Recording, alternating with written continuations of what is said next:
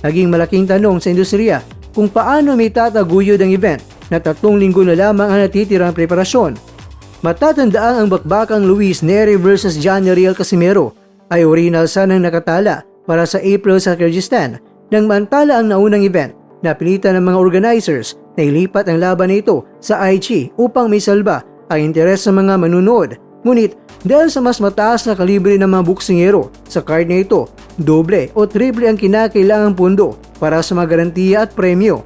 Kung ang mas maliit na operasyon sa Kyrgyzstan ay sumablay, labis ang pag-aalala ng mga promoters na kung saan kukuha ng pondo ang Saiko X-Lash para mabayaran ng mga world-class fighters tulad nina Neri, Casimero at ni Jason Moloney.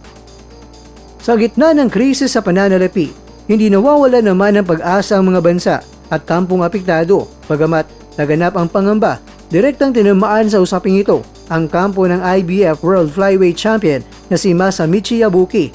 At ayon sa panayam kay Chairman Toshiro Matsuo ng Mido Regime, ang home gym ni Yabuki, nakatatanggap na siya ng sunod-sunod na tawag mula sa media at mga kritiko na nagtatanong kung tuloy pa ba ang bakbakan sa June 6. Inamin ni Matsuo ang kanyang pagkahalong emosyon at ang mga kawalan ng direktang komunikasyon mula sa pamunuan sa mga nagdaang araw.